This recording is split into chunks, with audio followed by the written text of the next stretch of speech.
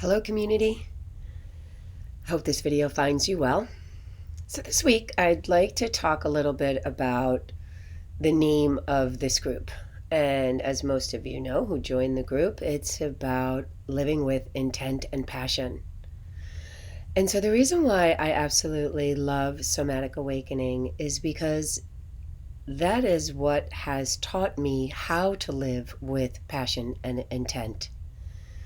When we practice somatic awakening and we practice surrendering all of our defenses and all of the ways that we brace against the world and the way that we hold ourselves in the world, when we practice somatic awakening, what we're really practicing is letting go of those defenses and actually practicing learning how to fall in love. Fall into the love vibration, where we don't feel like we have to brace against, where we don't feel like we have to protect or to judge. There's nothing to judge, there's nothing to brace against. And we allow that spaciousness to fill our bodies and then our minds. And when we are doing this, we are truly practicing falling in love and letting ourselves really fall. So often when I work with clients, I always ask them that question: what is your passion? What kind of life do you want to live? And what are the energies that you would like to live in? Similarly, I say sometimes, what water do you want to swim in? What is the vibration? What is the current of the water that you would like to swim in? And oftentimes, sadly, I hear, I don't know what my passion is. I don't know. And a blank look kind of comes over their face.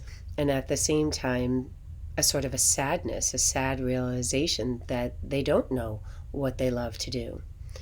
And one of the easiest ways to sort of get back to what we love and to remember what we love is to think about the things we loved as a child, the games that we liked to play, the sports that we liked to do, the ways that we liked to interact into the world. And that energy of play is always there. And allowing ourselves to fall in love is a very playful energy, although a lot of our conditioning is so not that, right? We think in order to fall in love that it's vulnerable, that it's scary, that we have to protect ourselves. And that is basically just a result of all the cultural conditioning and life experiences that we may have had. So to practice somatic awakening, we literally just allowing our heart to float and to allow the heart to just have this sense of falling. And I find that when I give that practice to students and clients and myself, eventually what arises is thoughts and connections back to what they know they always loved. And life begins to resonate on a different plane for them. So I offer this practice up to you, to just practice finding a comfortable position and allowing the heart to soften, and just imagine letting go of all the defenses that we hold in our body when we think about this falling in love.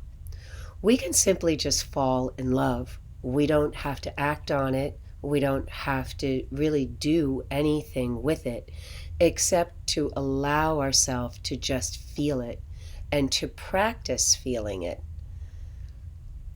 And it is a practice because a lot of us have some very thick, deep conditioning around negatively thinking about what it means to love, or to allow myself to love, or to give myself permission to love.